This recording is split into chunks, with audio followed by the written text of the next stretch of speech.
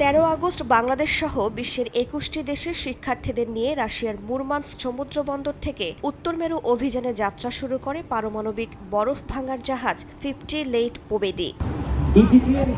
Icebreaker of knowledge শীর্ষক বিজ্ঞানভিত্তিক ও শিক্ষামূলক উত্তর মেরু অভিযানে এবছর অংশ নেয় প্রায় 66 জন স্কুল শিক্ষার্থী। বাংলাদেশের হয়ে প্রতিনিধিত্ব করেছে রাজশাহী ক্যাডেট কলেজের শিক্ষার্থী আব্দুল্লাহ আল মাহমুদ। দ্বিতীয় বাংলাদেশি হিসেবে উত্তর মেরু অভিযানে অংশ নেয় মাহমুদ।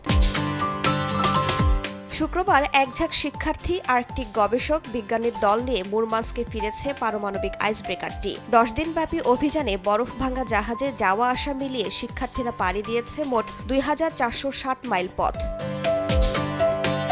রাশিয়ার রাষ্ট্রীয় পরমাণু শক্তি সংস্থা রোসাটমের সহযোগিতায় পরিচালিত এই রোমাঞ্চকর অভিযানে শিক্ষার্থীরা পরমাণু শক্তির বহুমুখী ব্যবহার সম্পর্কে জানার পাশাপাশি উত্তর মেরু অঞ্চলের প্রাকৃতিক সৌন্দর্য, জীববৈচিত্র্য সম্পর্কে জ্ঞান লাভের সুযোগ পেয়ে থাকে। রাশিয়ার পারমাণবিক শিল্পের ৮০তম বার্ষিকী এবং উত্তর সমুদ্রপথ আবিষ্কারের ৫০০ বছর পূর্তি উপলক্ষে এই বিশেষ আয়োজন করা হয়। রাইসা জান্নাত, সময় সংবাদ।